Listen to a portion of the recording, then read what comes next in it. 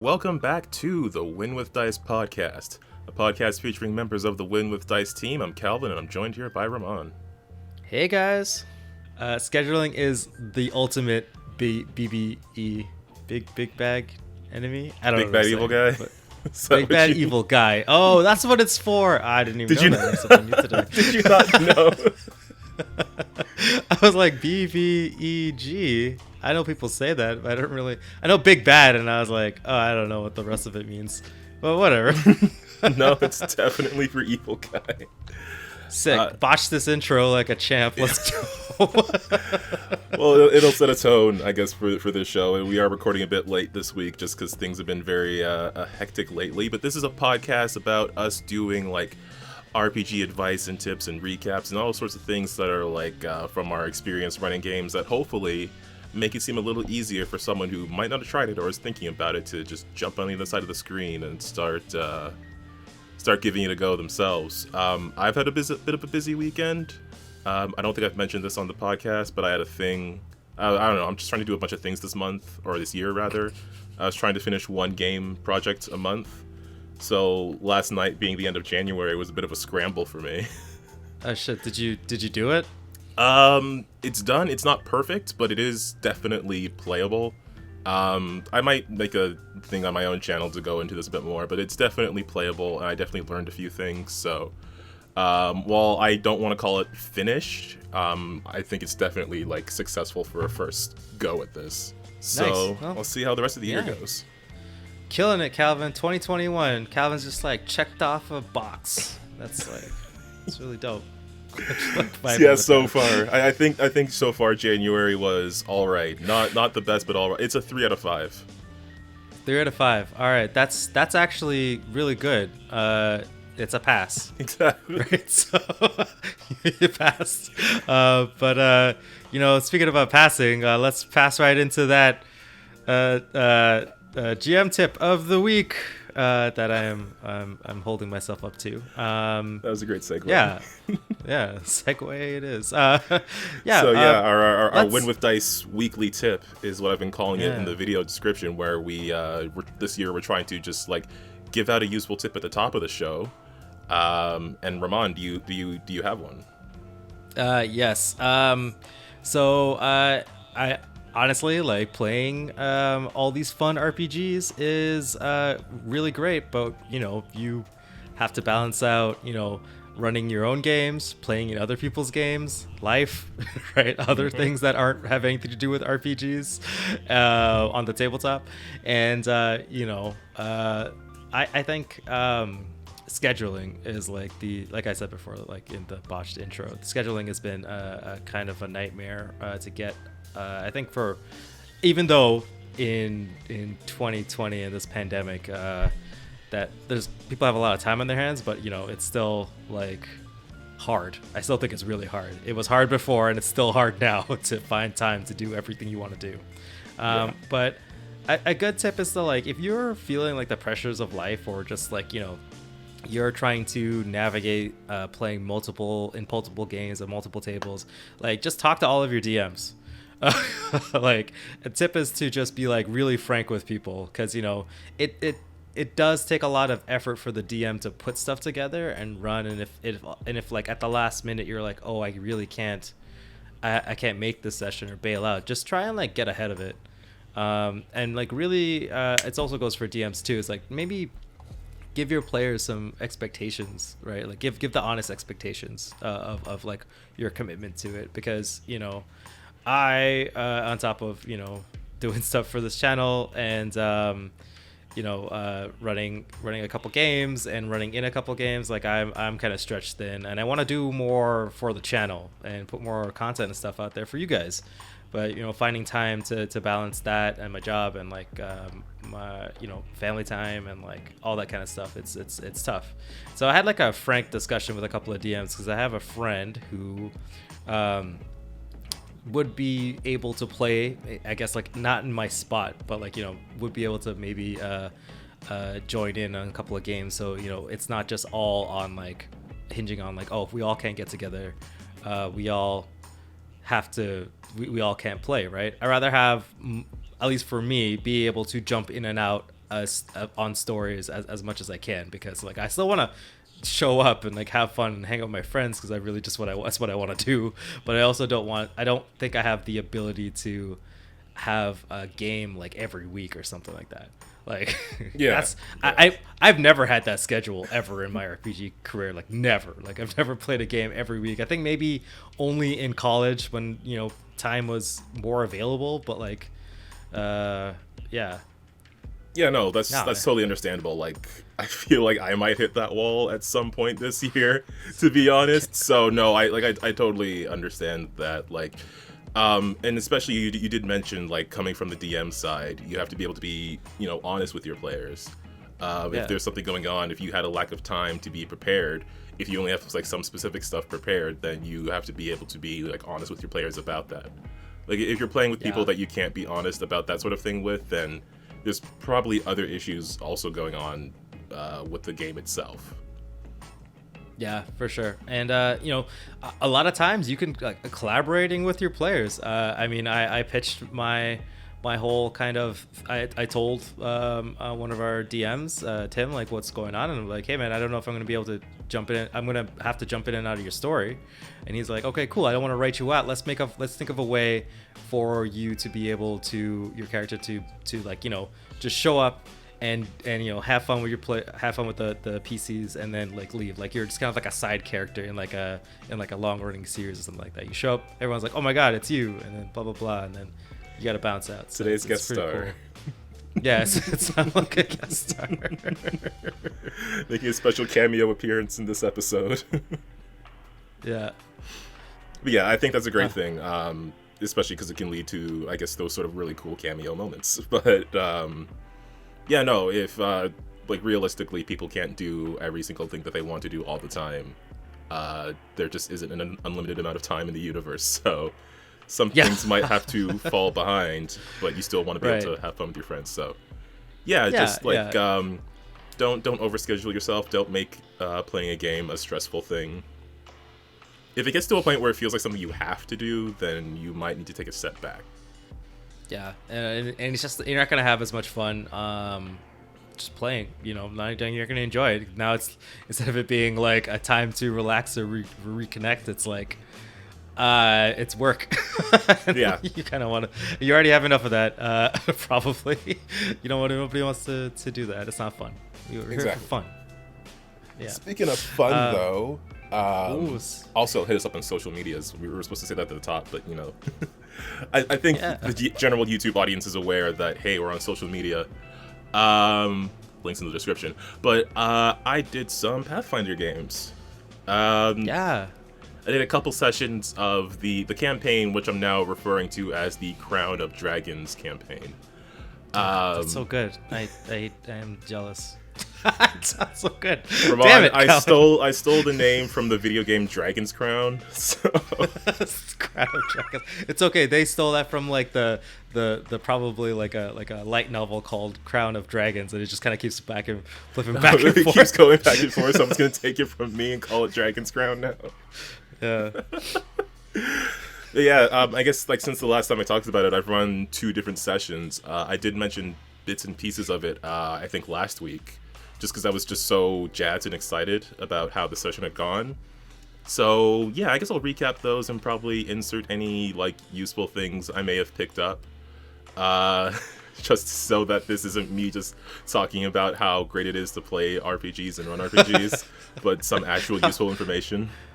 Yeah, how good my cool campaign is. So, like... Yeah, I'm just gonna sit here and brag about my players because they're really great. So yeah, the players that I'm playing with, like their main quest right now is to assemble the like several different, like it's basically orbs of dragon kind, slightly smaller. The Infinity Stones for the Infinity Crown, yeah. Yeah, the Infinity Crown. The Infinity Stones of dragon kind, to assemble them into the Draco Coronum, which is the dragon's crown, which supposedly will allow them to control all the dragons, but no dragon has been seen for centuries. So that's the main thing they're dealing with. And as such, they've been traveling across the homebrew land that I've made, the land of Tovaros. They've been traveling from the city they started in, and they're heading to like this library where they can learn more information. And I'm planning to at that point have it be more of a free form, like choose your own direction kind of thing. But right now, like they do have that specific goal. So previously, there was a bit of a side quest thing going on where they had stopped in a town, but that town was soon attacked by kobolds, and those kobolds were being led by a very intelligent wyvern. Isn't this the part where the party got wrecked by this ultimate wyvern? Yeah, basically. Nice. Didn't you kill a PC? Yeah, that was the wyvern killed the PC. Right. They went into the battle pretty confident. They used enlarge on their I think he was a barbarian, and yeah, he went into battle with with this wyvern, but the wyvern just got too many really good hits in, and the character died. Live fast, die young for barbarians usually. That is the style, yeah. They did have a extra companion with them. This one kobold who like this wyvern had lied to the rest of the kobold clan and claimed to be like a dragon. But this one kobold was like, yeah, he doesn't have enough arms for that. So, but unfortunately, the smartest kobold in the land, basically, smartest one there for sure. So yeah, like at that point, like once the kobold's clan was entirely taken over by this wyvern, like he had nowhere else to go, so he was kind of like stealthily following the party since that time. So the session after that, which I think I also did recap, is where they had met that player's new character, this roguish gnome named Meferlock, spelled like in this terribly complex way, as my players love to do. So that's where that's where the last recap had settled off. So what I went into after that was the next session, where again I was using this random table for exploration, which like I explained before, helps me it gives me ideas for what they can encounter in travel. So like I don't have to pre-plan, there's this thing here, there's this thing here. It's just like this vague detail. Like the one I came across was just you see a caravan stuck in the mud. So it's like, okay, the caravan, maybe it's like this very snooty, wealthy trade person merchant. And the caravan drivers were a couple of characters that I had used previously. These two twins who had given transport in the Fateseer campaign, which I'm playing with Ramon. So essentially, like they had come across this person, they were just stuck in the mud, and it was just like a whole random thing, but it ended up being a very large part of that session actually, because this trade person's caravan was stuck, so they had to move the goods somehow to get them into the town of Godswater, which again has been visited previously by another party. So this party offered to carry the goods to Godswater, keep an eye on them until the next day, where then the twins would head back to like recover that merchant's caravan, get it repaired, and then bring it to town and then reload everything.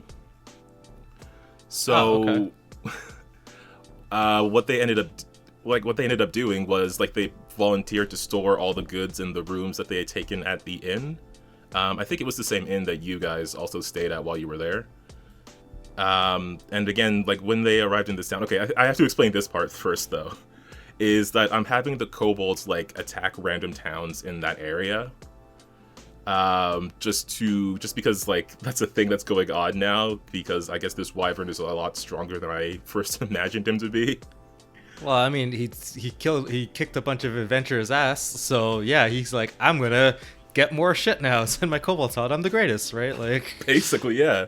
So when they arrived in this town, it was after it had already been attacked, and several people, unfortunately, had been kidnapped by the kobolds. Oh no! Including, do you remember that catfolk apothecary that you guys like woke up in the middle of the night and bothered for a potion? Oh yeah. Yeah, they got taken by kobolds. Oh well, I didn't like that guy anyway, so. I was a big fan. Yeah, I wonder why they were irritated that you showed up to their store after it was closed. Hey, man, we don't got time for this. We're trying to get somewhere. What was really interesting is I kept dropping hints of this thing. I must have said it like 3 or 4 times. Like, I had different people talk about it. Like, there were townspeople talking about it. The town, like, mayor guy was talking about it. Like, I kept repeatedly mentioning, yeah, people got kidnapped by the kobolds. Because I was trying to drop this quest hook. Because that was the thing that I had, like, most well prepared. Like, I had vague notes for, like, the other towns and stuff they could go to. But, like, I had specifically prepared this encounter. I had the map, the tokens for it and everything. So I kept trying to nudge them in that direction. But eventually it was like, yeah, no, we're not dealing with that. Because they're just like, because they know what it's about. They're like, we're not dealing with that wyvern again. Please, just. They were, like, very specifically afraid of this thing. And they didn't want to go back to fight him again. And it was, like, brilliant but frustrating. Because on the one hand, it's like, that's amazing. I put the fear of a wyvern into you, but at the same time, it was like, but that was the thing I had ready. So. Yeah, well, that's what happens when shit like that happens, and then, you know, your PCs will take baggage into the next campaign they play. They're gonna be like, next time they see your wyvern, completely different DM. They're gonna be like, we gotta get out of here. Like, we can't exactly, exactly. I think we had that sort of thing with, like, was it griffins or owlbears or something in one of the previous games that you were running, because we recalled, like, having a very difficult fight with some sort of creature before. So it's like, I don't want to deal with this thing. I think it was griffins or something. It must have been like a griffin, because it was pretty ridiculous. But yeah. So yeah, that was the whole thing while they were in town. But also, what I found, what I think was my favorite part of that session, is that there are, like, I really like sitting back and letting people RP. And something that happened is the party was sort of split on whether they should steal something from this caravan, because they were essentially storing the crates in one of the rooms. And while the moral center of the party was away, because they were, like, arguing about it, and then he, like, went out of the room, and then they were, like, going through the items, and I had dropped a couple of magic items in there. Part of me wishes I had put, like, higher level stuff in there, because when, like, there was a set of, like, boots of elven kind in there, and, like, one thing they were worried about was, like, the twins losing their job and stuff like that. But, like, one of the characters who would come from, like, this very wild and rough part of the land was just like, no, you gotta take what you can to survive. And I wish I'd put something higher level in there, because they might have actually gone for it. But I just really enjoyed that moment, like, that argument between the two characters, just, like, the split in, like, what they wanted to do. Because once that other character left the room, like, they fully thought he was gonna go snitch on them. Like... Because he did go talk to, like, the town master kind of person. So the players were reacting like that. But in character, like, they couldn't hear him, obviously, because he was, like, somewhere else completely. Wow. Well, okay, cool. I mean, there's always the thing where it's like, do we steal because, you know, we're supposed to be the good guys, but we're not that good? Like, exactly. Like, yeah, man, that sounds hilarious. I love when players start talking to each other and start scheming about stuff, right? Like, yeah, I mean, that is the most fun part for me, because then it's like, okay, great, I've set up something that allows you to feel like a character in this world, and now you're doing it. That's really great. Now I can sit back here and catch up on my notes. But yeah, what they actually notes. Who takes notes or has notes about anything? I do, apparently. Only sometimes. I need to take better Lancer notes, but yes. So yeah, what they ended up actually doing was that kobold companion of theirs. They found a spot for him in the Temple of Sarenrae that was there. It took some convincing, which was a sort of a team effort.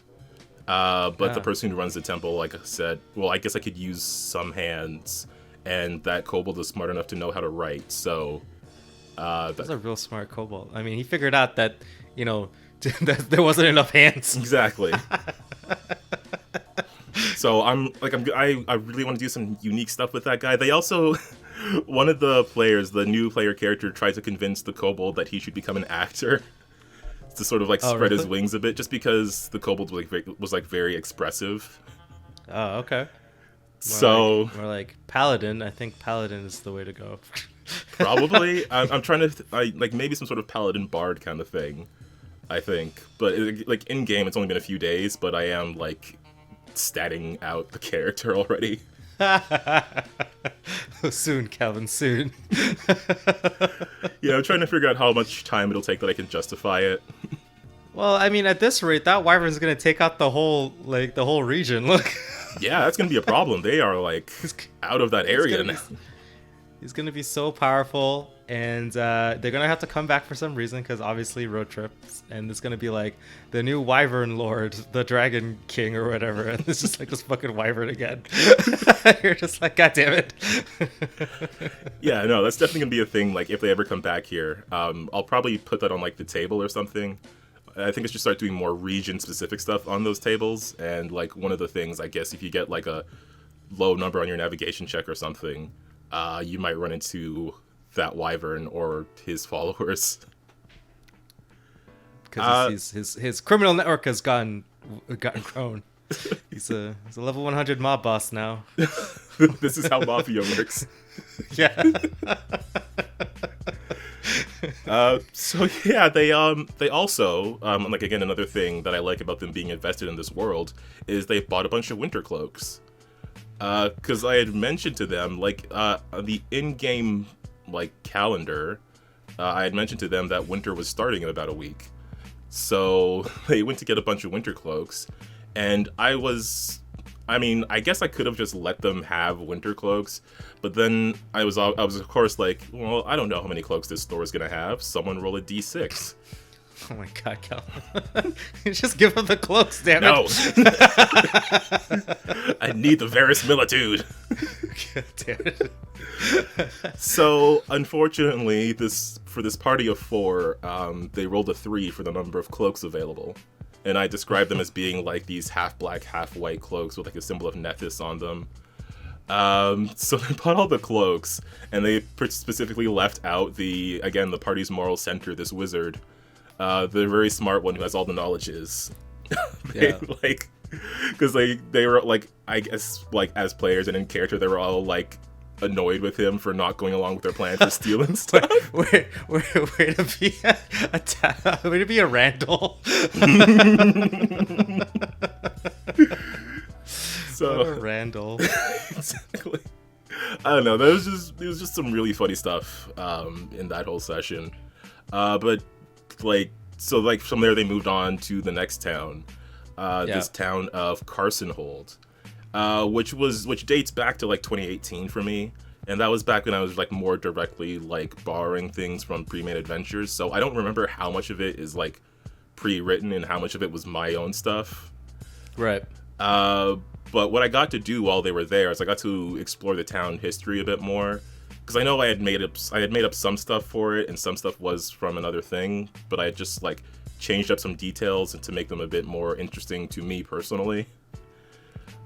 So I got to be able to, I guess, just like go into those details in a way that I wasn't able to with the previous party that I was playing this game with. Because they didn't spend like a ton of time in the town, they spent more of it like out exploring and stuff. So I got to like bring back some characters I hadn't touched for a while. I got to bring back some details that were like ages old that I didn't realize I'd even put together. Some names I completely forgot writing and things like that. But it was like a very, I guess, relaxed moment because they've had a couple of stressful sessions, especially after that player character died. So I kind of played up this like very small town, like this very, I guess, like relaxed and peaceful area. Some of the players mentioned like specifically wanting to come back here, and this town tied into those strange mystical markings that they had seen on a tree before. Well, not mystical, but just like ancient elven writing that they had to translate. So it's kind of like helped me put more setting for this entire area. And again, that tree was just like a random thing I had rolled on the table. It was just gonna be like you see a tree with some markings on it. So I was like, okay, maybe the markings are ancient elven and they're tied to this particular plot thing, so I know they're in this area. And then I'll figure out more of what it is later. So like all of this is basically just spitting off that random table, which I guess is another point in favor of sometimes you gotta let randomness decide the story. Yeah. I think that like if you're too stuck on, telling the plot that you're trying to, accomplish, it kind of gets away from like the small stuff, and it's like the small stuff is kind of where I think the heart and soul of like a lot of tabletop RPG moments, right? It's like you need the small stuff to make the big stuff feel big. Yeah. You know, if everything's always like the world is going to end, yeah, then it's never. It doesn't. It loses all meaning. It's like, oh, it's right? gonna end. This is another Tuesday. Right. It's like you gotta remember those small town folks who you love, those NPCs that you love, and realize that like if the bad guy wins, they're all gonna die, right? Now you have a reason to care, right? Like yeah, like they just met right. this nice librarian. They got some tea. They traded some stories. They actually. I gave them, because I like to give bonus XP for like plot stuff, like things that the PCs do that isn't required by the story, but it's a thing that they chose to do as a character that I think is great. So yeah, they traded back some stories about like their previous adventures, like from many sessions ago. I don't know. I think it was like a really nice moment compared to like the whole stress they've been through on this journey. And they got a bit of details about the main quest, because I wanted to make sure everything tied in together. Yeah. But then after that, they started traveling again and again. I was just like, here's a random event on the random table. You run into a bandit, but something looks different about them. So I was like, maybe the bandit's a child.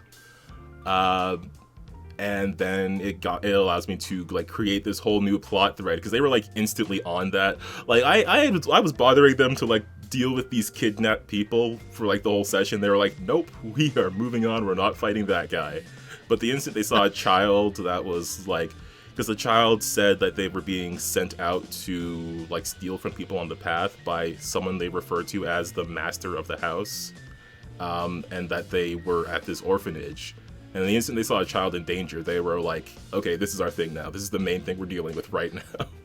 God damn it, man. It's always like a kid. If a kid is in trouble, like immediately it's like you throw everything out of the window. It's like, all right, whatever, we have to deal with this. Like, it happens so often, I think. I try not to use children in danger too much, because I know that it's like, you know, it's like the thing that will get the PCs. Like, if you don't do it, then it's like, I don't know, like I always play with like decent people, so it's like even the very worst of the worst will be like a child is in danger. It's like, oh man, I can't just Can't be say my no, right? villain character. No, I can't say no. Yeah, Right? no, I that should have known. That happens so often, especially in a Lancer game I'm playing in. It's always like if something is tense, we're in like a tense firefight or something in the middle of I should say, like a town, or defending like a plot of land or something. If there's like a kid, it's like, all right, I'll take all the bullets. Like, like I'll just stand in the way. Like, whatever this child needs to survive, I'm gonna do it. Right? Like, you put on your big PC pants on and deal with it. Like, yeah, exactly. Like it is kind of like the end of the world thing, though, in that you don't want to push that button too much. But at the same time, like when you do, it's going to be a major thing. So yeah, that was the end of that session. But what was really interesting about that particular session for me is that there was zero combat in it. Like literally none. But it was still such an incredibly fun session, because we got to do so many like the conversations between the characters, dropping off that kobold to see where he might go, stopping up in this small town and just like relaxing for a bit. All of it was so many great like story beats and RP moments that like I kind of gave them a bit more extra bonus XP, and it had me wanting to like redo the entire way that I do XP. Because in Pathfinder, like obviously, like most RPGs, you get the most experience points from killing stuff. That's sort of like the way the game leans. Like the purpose of it is to go into these combat situations. That's why the majority of the book is rules on killing things, right? So like I don't know. I did give them that bonus XP because I wanted to reward them more for. I think like the meat of the game to me is the RP stuff. I think it should be worth more as far as experience goes. But yeah, like that, I never like ever before run a session that had zero combat. Really? No, there's always at least like one or two things, even if it's just like random bandits or whatever. But like this was the first time I had run something that no initiative was rolled for the entire session. And I don't know, that was just really cool.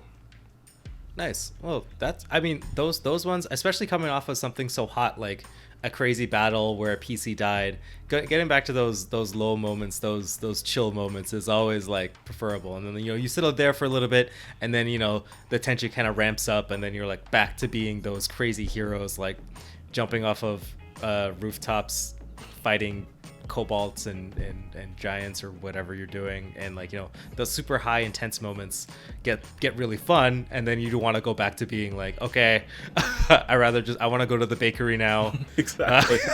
Like I want to go buy some donuts or something. I don't want to just be forever fighting whatever, right? Like, yeah, I hope Carson Hold becomes that for them.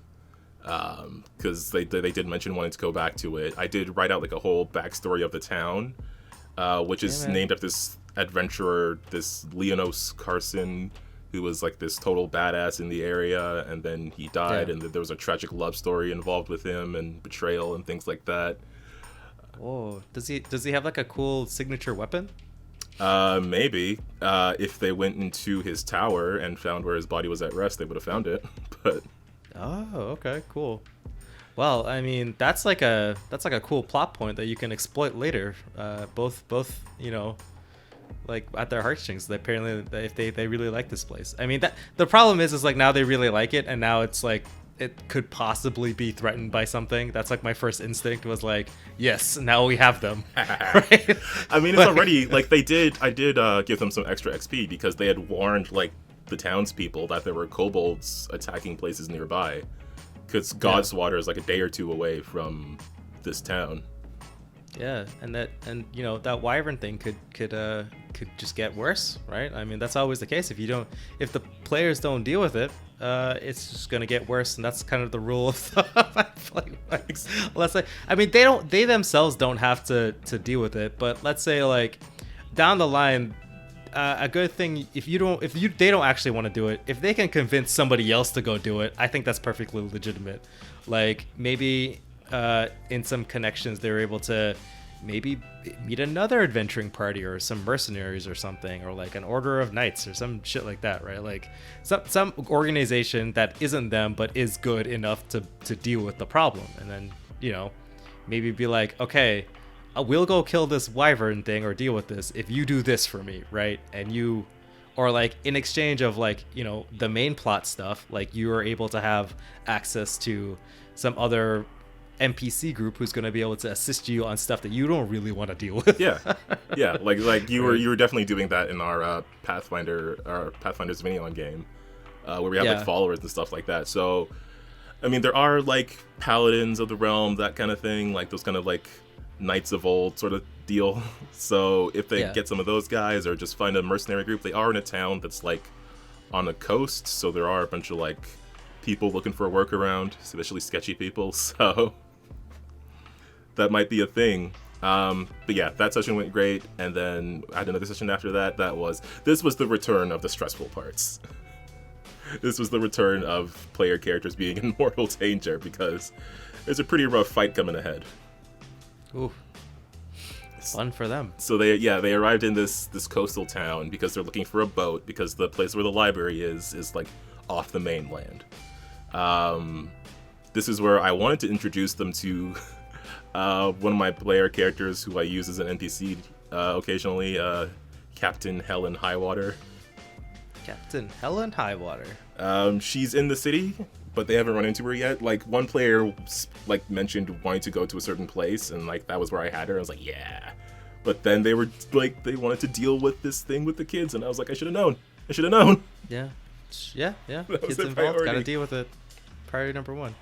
So they first took some time to like gather some information. They learned about the orphanage, the Safe Harbor home, which I thought was pretty clever because the town is on the coast, so it's a safe harbor. I don't know. So they did some investigating. They learned that some of the details of this person, like they learned that the orphanage was being run by this one guy at first, and then this other woman showed up, and then the guy was acting weird, and the woman was giving out these like different details as to where she was from. When they went there, they ran into one person. They ran into was a total rip-off of, I don't know if you've seen like that tall vampire lady from the new Resident Evil game. Oh yeah, I've seen I don't- clips of her. Yeah.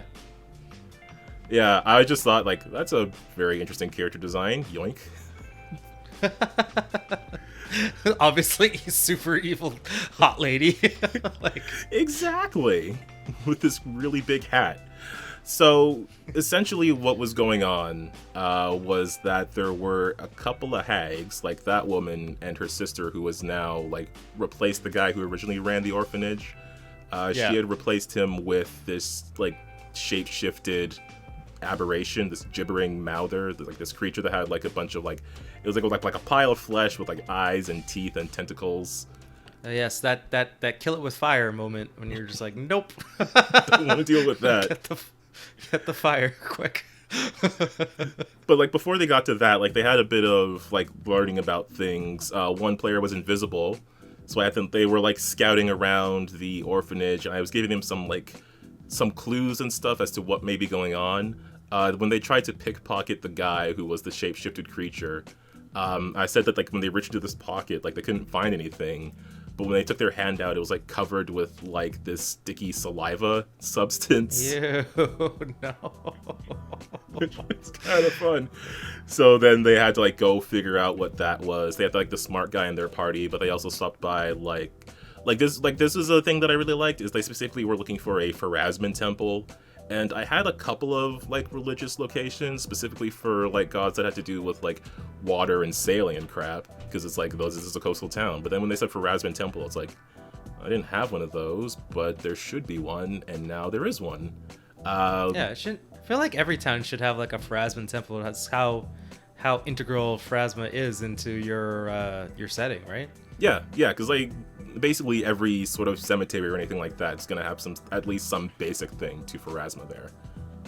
And since this was like a major city, I was like, yeah, there's a whole like church situation there. There's a elf cleric, because this is an elven region. And so they went to this guy, and I was playing him as like this sort of like, you know, that very proper, put together, like nose up sort of person. So when they showed up with like this dried saliva on their hand, it was like, They're like, what is this? Can you help me? Basically. So that was a bit of fun for me, just like having him be this person reacting to the strangeness of an adventuring party. But he was able to help them out. They did also go meet with like that very tall woman. They found out where she was staying. They did a bit of an interrogation with her. A dispel magic spell like briefly revealed her true hag form. And then at that point it was like, I didn't know if it was going to go into a fight because I had stats for her, but she was the same level as the wyvern that had killed a player character. Did they know that? They did not. They probably would have shit their pants if they knew that. So, like I was like, what are you gonna do? Because I didn't want to have her attack them, because like they're in a city. She looks like a normal person. Yeah. She could just call like town guards or whatever. Yeah, she would just resort to, no, I'm a helpless lady. Please assist me. But these people are attacking me, right? And get them thrown into jail or whatever. Yeah, exactly. Like if they had thrown the first punch, maybe it would have gone down as a fight. But it was just like this very tense like interrogation of her, and then eventually she just said, "Why don't you go talk to my sister? I'm sure she'll tell you everything you need to know." Which they obviously figured out was a trap. They did go back to the place. They like one of them turned into a fly and just inspected it, like the druid turned into a fly, as druids do. They were trying to get into the basement, which I had mentioned earlier to them was locked. But they weren't able to squeeze through the door just because they got a nat 1 on a check, and I was like, yeah, you just took up more of your invisibility time and you couldn't get through the door. So like that was a thing that I mean, I guess I can probably, I'm just saying this whole session. So, like, I had one of the, like, the kid that had talked to them in the previous session. I was going to have him being, like, locked up in the basement in a dangerous situation. Depending on how long they took, he might be in better or worse health. But they had decided to, like, literally rest for the night. And I was like in my head, I was like, oh boy, am I gonna have to do something terrible to this kid? I don't want to, but you know, they're not gonna be back here for another 8 hours. Holy. So, like, I had that timer running in my head, but they came back like literally first thing in the morning, and then they went into a pretty difficult battle. Not difficult in the way I thought it was going to be, but it was pretty difficult. So essentially, they were fighting this green hag at CR4 and this gibbering mouther at CR5. Right. So the hag, what I really wanted to do with her is I was going to have that if she got down to a certain amount of health, like at like a quarter of her health or whatever, she was going to summon the children and have them be like mind controlled, and they were going to try to attack the player characters. Yeah. And Nice. I was really looking forward to doing that because she got by the first round with some hits in, or some damage rather. And I was like, no, she wouldn't do it yet. She's still above half health. She'll still be fine. And then I went into the second round, and just because she had invited them into the orphanage and closed the door behind them before calling for the guy, and then he transformed, and then she transformed. So she was like directly behind them at the door. So she was in melee range for them. She wasn't flanked because she was like had her back against the door. But they got a couple of really good hits in, and one of the players got a crit, and then she flippin' died. Well, she died before I got Calvin, to do my what thing. did you expect when the thing was standing right in front of the group of PCs? Like, That's the thing, though, is she got past the first round. So I was like, okay, she'll probably last at least one more round there, and then she'll do the thing, and that'll be a big deal. And then she'll probably cast, because she has, like, Pass Without a Trace, she has Invisibility, she has, I don't know, Tree Shape. Like, she had stuff. I'll be a tree. They'll never see me coming. Man, I don't know. I don't know what to tell you, but that was I mean, stuff happens, for right? me, dog. Like, stuff happens. Like the first hit was like the first roll was a crit, and that was a significant amount of damage. And I was like, that's concerning. But the next roll is gonna be at -5. The next one at -10. I'm sure I'll be fine. The next one hit, and yeah, she went down. So I didn't get to use those dangerous children, which were very low level but could have gotten hurt. But however, the fight was still difficult because the gibbering mouther has a lot of cool abilities and takes a lot of damage to kill and does a lot of hurting. So the mouther, like, when it hits, 1, it has bleed, and 2, it has grab. ooh, that's a bad combination. I just grab him and just like. It really is, because you want to try to escape, but you also got to deal with your bleeding. Additionally, it has the ability to engulf. So, like, it moves up to twice its speed and just rolls over people and then, like, absorbs them into its body. And then they gotta try to escape from there. Yeah. So, this battle was... this was another one of those, did I make this too hard moments?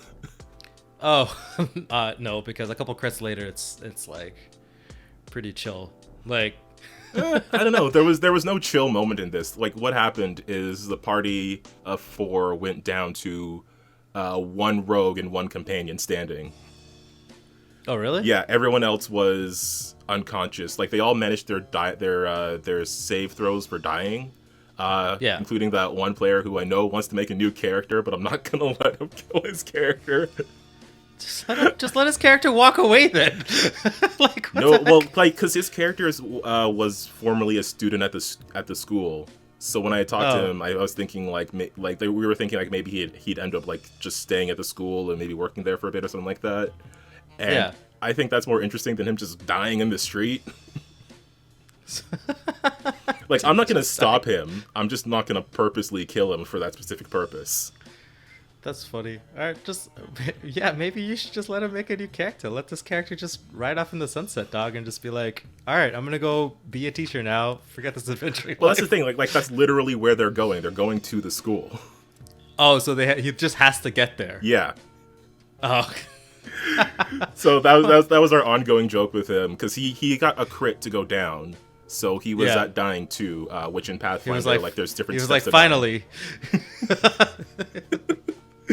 Yeah, pretty much. He was like, now I'm down. I was like, no, you're not yet. Oh my god. But by that point, like 2 other members of the party were unconscious. So he was dying too. He managed a couple of saves, but they were all like unconscious at 0 HP. Wait, that was just with the witch and the gibbering mouth, and the witch only lasted for 2 rounds. What the heck did the Hag do? It got some damage and it got some hits in. Mostly from like she did do some damage before she went down. Retrospect, I guess I should have moved her. I thought she would have lasted that round. Like my thought was she'll survive this second round, then she'll summon the kids, and then she'll move with like invisibility or something. She just got hit by a crit and then got hit by another attack and went down, which, you know, stuff happens. Stuff happens to me. I can admit that. Oh man, I know. I have like a weird place with hags.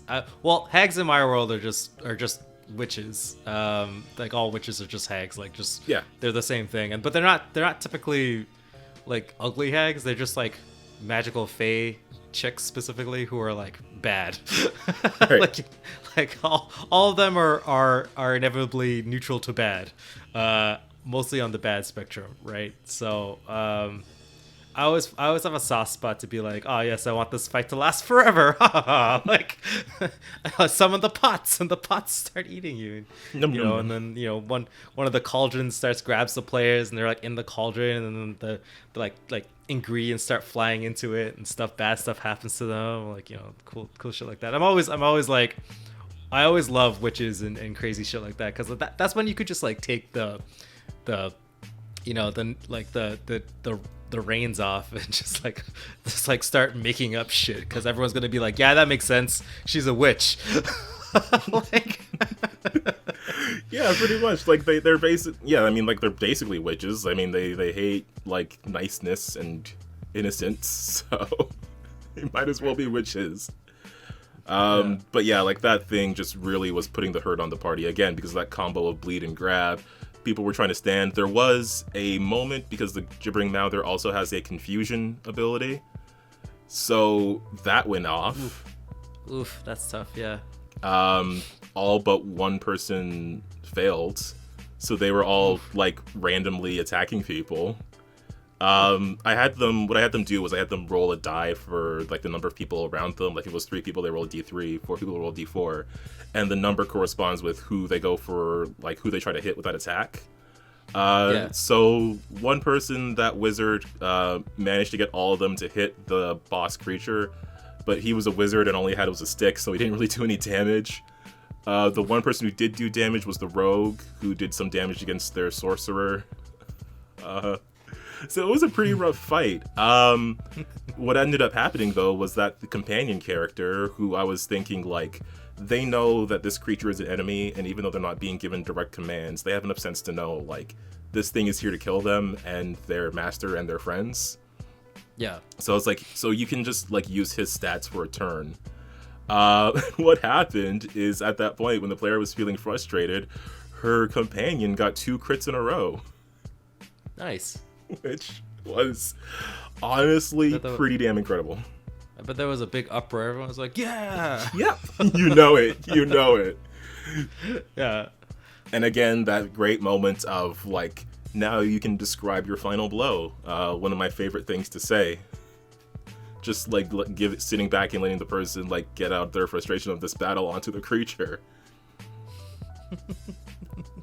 Which, yeah, I mean, like, at that point, they then had to wait like another like 10 minutes or so for everyone to come back from unconsciousness naturally at 1 hit point. And I was also having the kids mention, like, they took that one kid down into the basement. They don't know what happened to him. So by then it was like 1 a.m. So we went into the ending of the session. They did find the kid, but they also found some like chalk markings on the ground. They found the kid, they found these chalk markings, and they also found the original person who was running this orphanage, who had clearly been dead for some time, obviously after being replaced by the shapeshifted creature.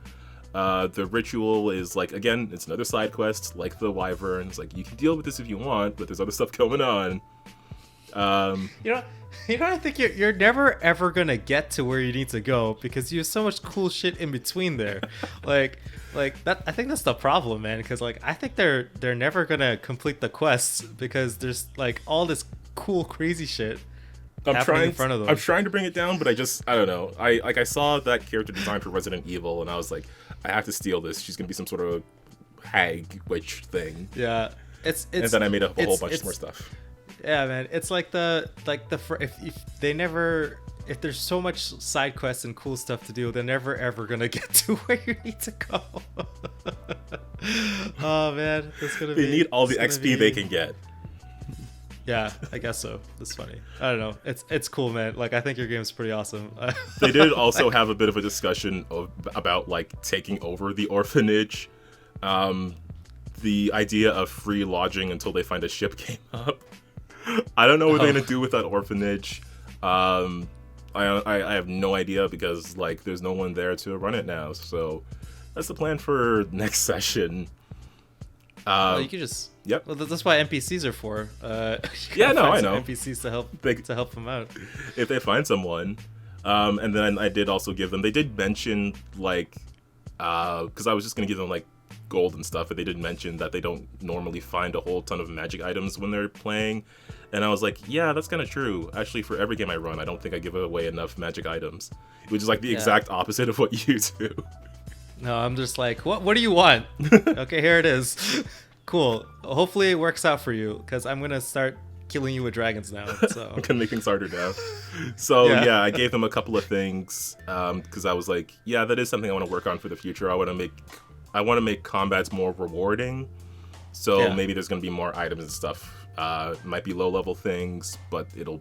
You should make up like weird esoteric shit. Like I think there's a couple of tables out there where just like random stuff. I don't know if you gave it out the reward already, but for a witch's like hut or bag or whatever you want to have, it's like they're probably full of weird shit, like a skull that like, once a day gives out a candy or something like that, or tells you like lets you know if someone's lying or something like that. It'll just be like, he's a liar, and you're like, oh, that's pretty neat, right? Like something that isn't just like +1 sword. True. That's actually really interesting. Maybe I'll do that, because I did give them the things, but I mean they're gonna go into more battles, so if I can find a way to work in some more interesting items, maybe another random table. Yeah, definitely. I'll do that. Yeah, no, again, like just a really fun session, like a really harsh and difficult battle. I was worried for them a bit, I'll be honest, because like the creature's gonna do what the creature is gonna do. I can't make it like not attack. I can't make it not use its abilities. But at the same time, I, as regular Calvin, like I don't want to kill these characters, because like so much of my world is based off things that are necessary for a character's backstory. There's concepts and stuff, there's areas and stuff that we haven't gotten to explore yet, because there's like this character came from a region that's like this, so I need to make something like this in my world, but they're the only person who has like a very specific tie to it, so like without them, are we ever gonna go there? And I don't know. I mean, then you just leave it, and then eventually if they ever get there, they're gonna be like, oh, you remember that character that mentioned all this stuff? Or, well, here's what it is. Too bad a witch got them. Yeah, too bad a witch. But yeah, I mean, now they've killed off a member of a hag coven, so that might be an issue for them in the future. Sounds like you gotta send more weird gibbering mouthers at them. Just like, oh, maybe they just have a bout of bad luck because they're getting cursed from the hag coven. Because I don't know, hags suck. Hags are witches. They're mean. Basically. Hags are witches. Yeah, they're suck, and they will torment you till the end of time, because they like that shit. Oh, you should be like you should eventually. I want them. This is just purely for me, so you can tell me about your campaign. I want like all the little bad guys that you have form like a coalition of bad guys to take down the party, and then it's like, you remember that hag you didn't take care of? Remember that wyvern you didn't take care of? Well, now they're working together. And they all show up to beat up the PCs. All I'm gonna say is wink. All right, you heard it there, folks. Well, I think that's probably about all the time we have. Yeah, we're coming up on like almost an hour. I do like to make episodes an hour long, but I don't know if this one will be, just because it was me summarizing these 2 sessions. I mean, we're both very busy people. I have to figure out a new video game to make this month, so. But yeah, no, I just like really liked those 2 sessions. Like the first one for being like zero combat, but all these great RP and character moments. Just getting to see more of their characters and what they believe and what they disagree on. Like one person who comes from civilization, who has all these rules they follow, but other people who come from like these rougher backgrounds, who would like need to take something to survive, and having that disagreement, as well as setting up that kobold just for like a story on their own. Like that's like they could have just left it behind, they could have gotten rid of it, they could have done anything, but they chose to help them. To no benefit to themselves, really. Yeah. So I don't know. Maybe when the Legion of Doom assembles, maybe that kobold will come back, and then going into this next session with like helping out the kids and doing that very difficult fight and doing this investigating and helping me like fill out this city a bit more by being like, I want to go to this specific place, and it's like, okay, I'll make the place. Here it is. Here's the person who's running it. Now it's a permanent part of this entire setting. Yeah, nice. Yeah, that's like the dream is the Evil League assemble, and then all the players are just like, oh shit. I didn't expect them to all work together. Yeah, there's definitely there's other like baddies that are still alive. So nice. Always.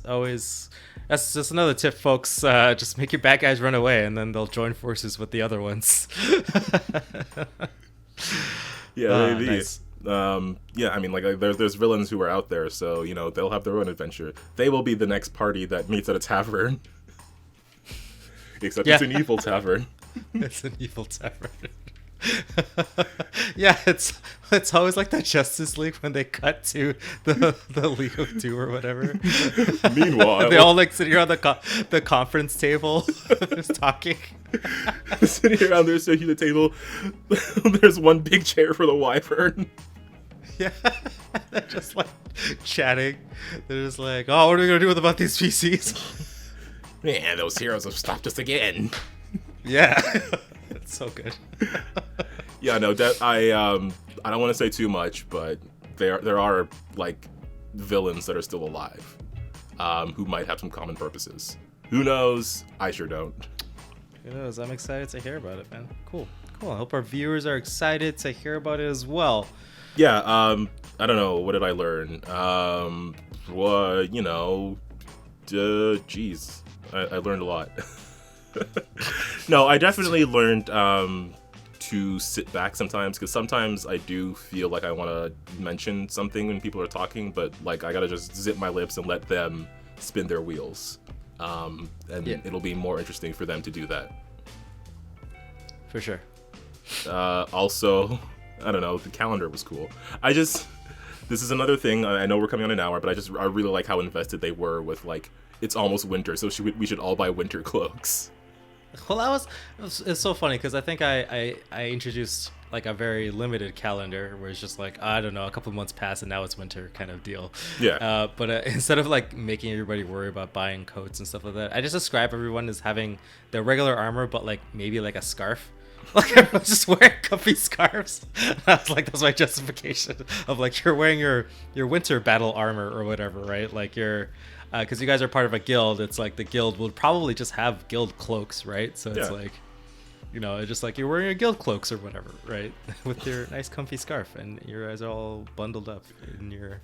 I mean, I would have given them that. I would have just given them the things, but they specifically, like, when they heard winter was coming, they specifically wanted to buy them, and I was like, okay, sure. I'll describe what they might look like if you're invested in that kind of thing. Like, I don't know. It's really great to see them getting absorbed into the story and being characters within it.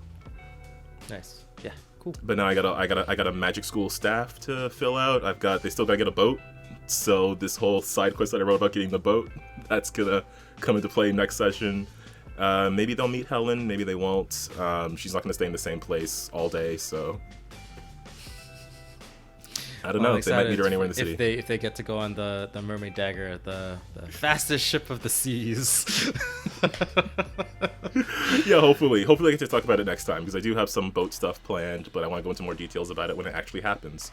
So if you want to hear more about this campaign or any of our other campaigns that we run in Pathfinder or Lancer, if you want to see some of our games that will be coming out later this year, still working on those. Of course, again, we're busy people, but if you want to see more from us, just make sure you hit that subscribe button and ring that notification bell, so you get a notification every time you upload an episode like this, or of anything else, or of our live streams when they go live. You get a notification about that too. And also check us out on the Twitter and the Facebook at Win With Dice, so that you can get more notifications again about like what's going on with us. I'll try to retweet some cool stuff from the Twitter account. Whenever I see interesting tabletop stuff, I try to post it there. Like, also, as well as like, I like to go through the Lancer and the Mutants and Masterminds like searches and tags just to see if there's any cool art going on. Oh man, Lancer's been like a stream of new and cool art. Like, it's been amazing. Yeah. Because like I don't know who's following us. I don't know what they see.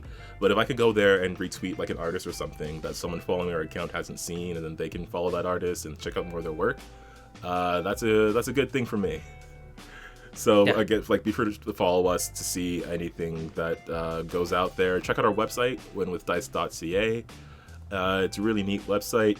Proud of it. Made it myself. And I think that's going to be about it. This is, again, a shorter episode, but, we're recording it on Monday, and it goes out on Wednesday, so. Hey, it's all good, man. But even though it's a shorter episode, I think it has the most important lesson of all. Do you know what that lesson is, Ramon?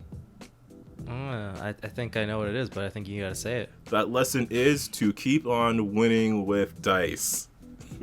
All right. Catchphrase! Oh, man. That's my favorite. That's the highlight of my week, is saying that catchphrase.